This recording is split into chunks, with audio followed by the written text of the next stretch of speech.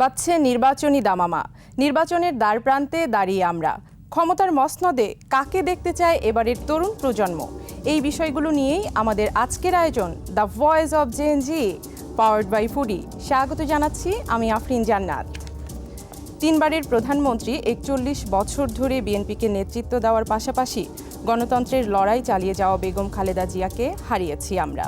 তবে যে জীবন সংগ্রামের, যে জীবন আপোষহীন, সেই জীবনের শেষ নেই। আজকের আয়োজনের শুরুতেই এই আপোষহীন নেত্রীর প্রতি ২১ পরিবারের পক্ষ থেকে শ্রদ্ধা জ্ঞাপন করছি। আজকে আমরা কথা বলবো বেগম খালেদা জিয়ার এই মহাপ্রয়াণ আমাদেরকে কি বার্তা দিয়ে গেল, একই সাথে জোটের রাজনীতি কোন পথে, এই বিষয়গুলো নিয়ে আলোচনার জন্য আজকে আমাদের মাঝে রয়েছেন বাংলাদেশ জাতীয়তাবাদী ছাত্রদলের যুগ্ম সাধারণ সম্পাদক মোস্তাফিজুর রহমান। মোস্তাফিজুর, স্বাগত আপনাকে। কেমন আছেন? এই তো আমাদের যে শোকের সময় আমরা এখন তো নিশ্চয়ই ভালো থাকার কথা নয়, তারপরও আজকে আপনাদের এই প্রোগ্রামে আমাকে আমন্ত্রণ জানিয়েছেন আপনাদের ২১ টিভি কর্তৃপক্ষ, এবং আপনাকেও শুভেচ্ছা জানাই। আমাদের এই যে শোকের আবহ চলছে, আগামী যে ৭ দিন আমাদের শোকের কর্মসূচি, এই তো আমাদের বেগম খালেদা জিয়া, যাকে নিয়ে এত কথা বললাম শুরুতে, তিনি শুধুমাত্র এখন একটি দলের নেতা নেই, বরং গোটা বাংলাদেশের ১৬ কোটি মানুষের নেতৃত্বে পরিণত হয়েছেন, যেটি আমরা আসলে সোশ্যাল মিডিয়ায় স্ক্রল করলেই দেখতে পাই। এই যে গুণটা, এটা তো আসলে সকলের থাকে না। তিনি বহুবার নির্যাতিত হয়েছেন, তারপরেও কোনো একটি প্রতিশোধপূর্ণ বাক্য আমরা তার বক্তব্যে শুনতে পাইনি।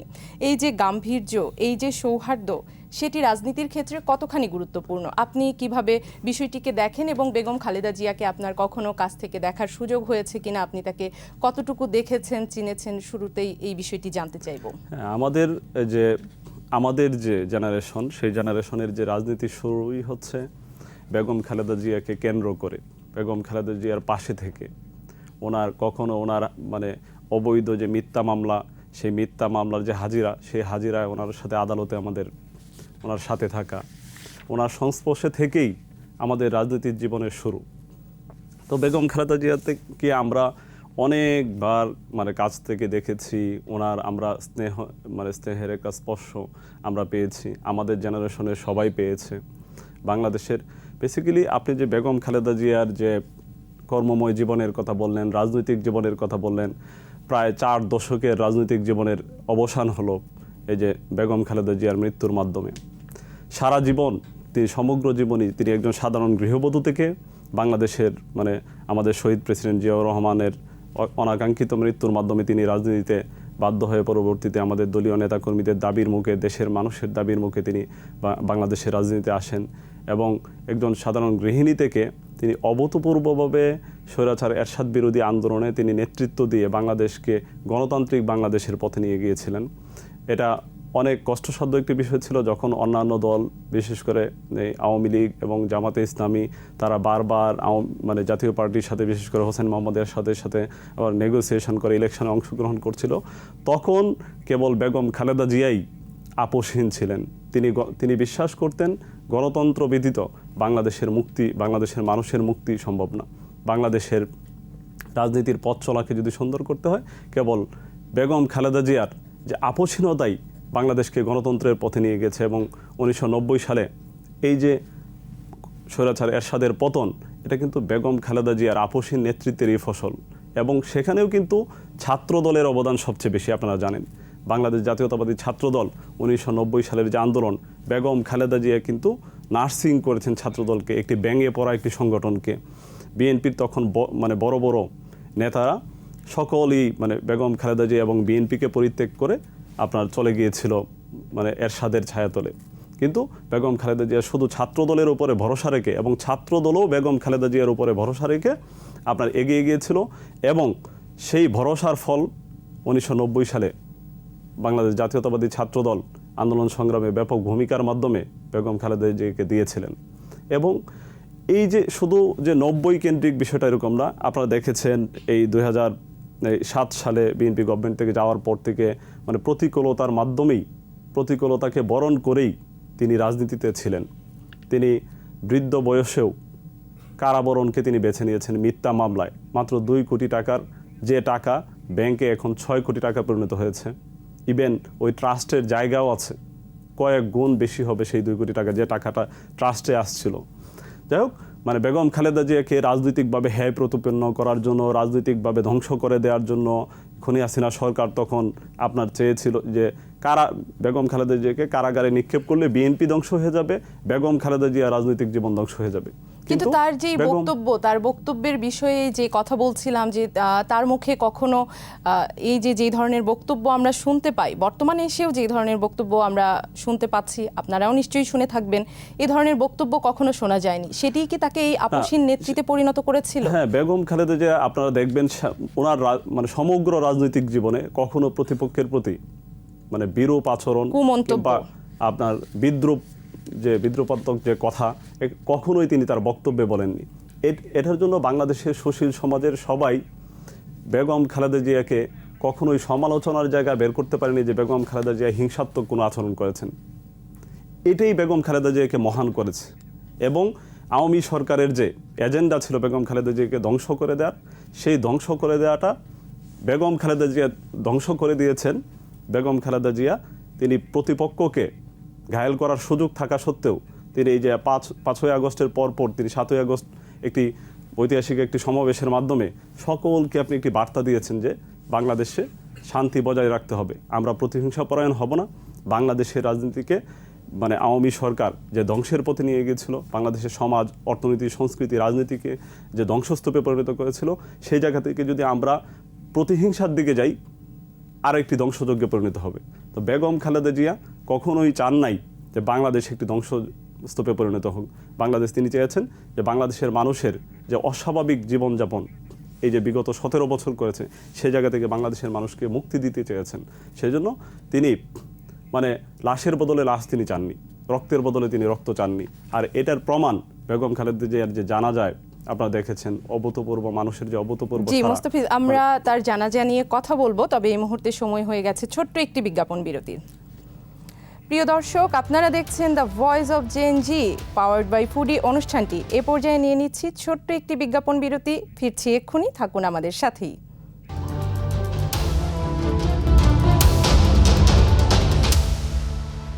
প্রিয় দর্শক, বিরতির পর আবারও আপনাদের সবাইকে স্বাগত জানাচ্ছি। আপনারা দেখছেন the voice of JNG powered by Foodi অনুষ্ঠানটি। আমরা আবারও আলোচনায় ফিরে যাচ্ছি। মোস্তাফিজ, আমরা বিরতিতে যাবার আগে বেগম জিয়ার জানাজা প্রসঙ্গ নিয়ে কথা বলছিলাম। আমরা দেখেছি পুরো রাজধানী যেন পরিণত হয়েছিল আপসীন নেত্রী খালেদা জিয়ার জানাজার ময়দানে। এই যে এত মানুষের সমাগম আমরা দেখেছি, কেউ তার সঠিক পরিমাণ বলতে পারছে না, কেউ বলছেন যে প্রায় 1/2 কোটি মানুষ উপস্থিত হয়েছিল সেখানে। এখানে মানুষের উপস্থিতিটি মুখ্য না, সেটি আমি বলবো যে একটি গৌণ বিষয়, কিন্তু নিশ্চিত সত্য একটাই যে এটি বাংলাদেশের ইতিহাসে এক অভূতপূর্ব জানাজা। খালেদা জিয়ার এই মহাপ্রস্থান আমাদেরকে কি বার্তা দিয়ে গেল? এবং আমরা একই সাথে শুনেছি যে তার জানাজাকে কেন্দ্র করে কিছু প্রোপাগান্ডা ছড়ানো হয়েছে। এই বিষয়গুলো আসলে কি ছিল সেটি এখন আপনার কাছে জানবো।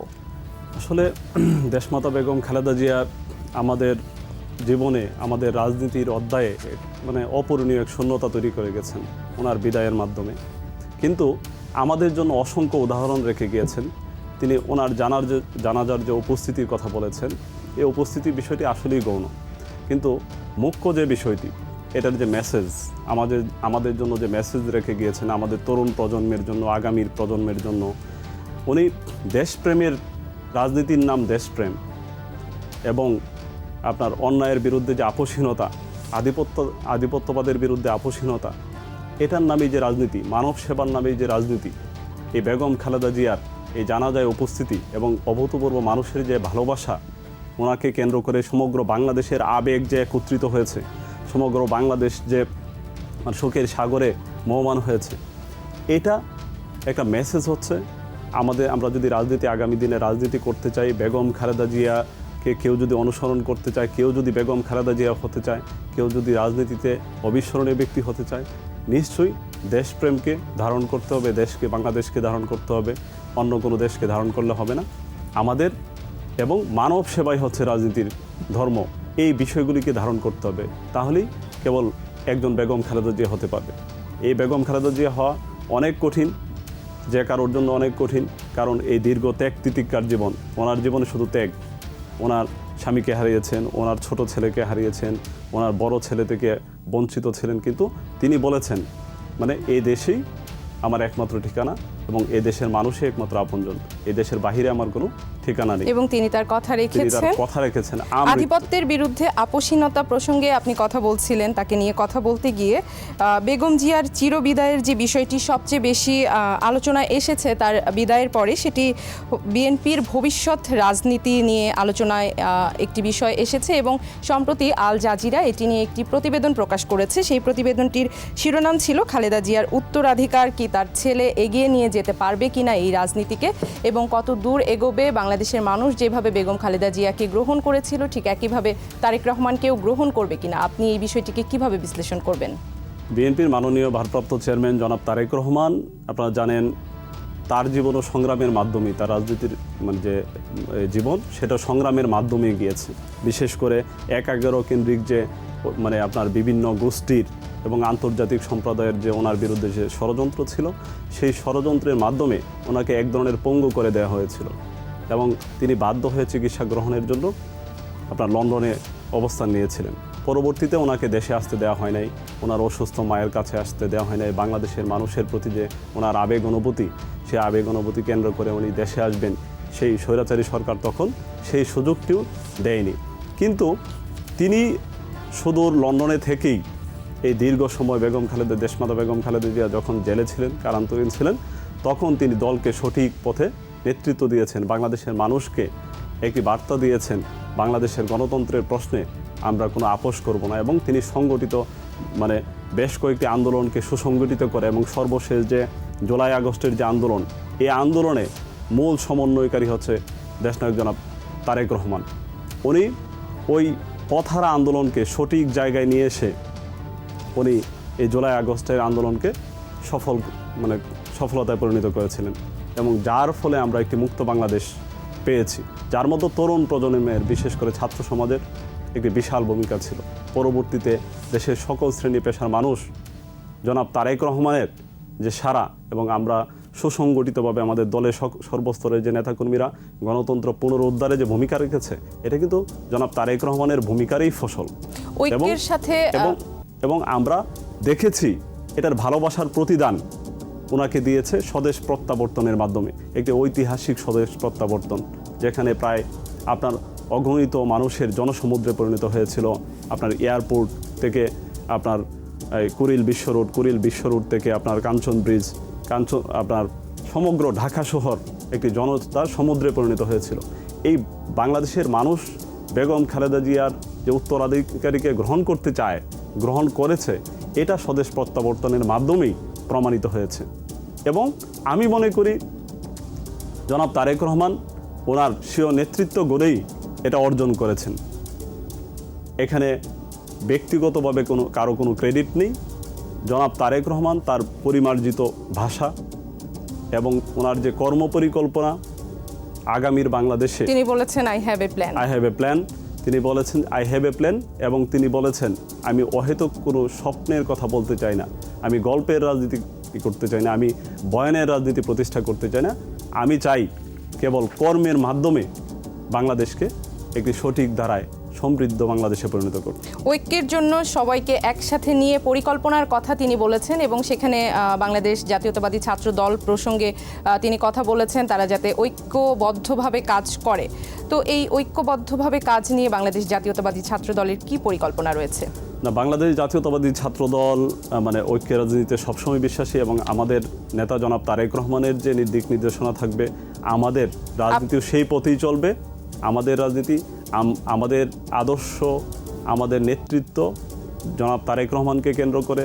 উনি আগামীর বাংলাদেশ যে ঐক্যবদ্ধ একটি বাংলাদেশ দেখতে চান, যে বাংলাদেশকে বিচ্ছিন্ন করে ফেলা হয়েছিল, রাজনীতি, সমাজ, সংস্কৃতি মানে বিচ্ছিন্ন হয়ে গেছিল একে অপর থেকে। আপনারা কোনো পরিকল্পনার দিক নির্দেশনা পেয়েছেন কিনা এই প্রশ্নগুলোর উত্তর শুনবো, তবে এ পর্যায়ে নিয়ে নিব আরও একটি বিজ্ঞাপন বিরতি। প্রিয় দর্শক, আপনারা দেখছেন the voice of JNG powered by Foodi অনুষ্ঠানটি। এই পর্যায়ে আমরা নিয়ে নিচ্ছি আরও একটি বিজ্ঞাপন বিরতি। থাকুন আমাদের সাথে, ফিরছি এক্ষুনি।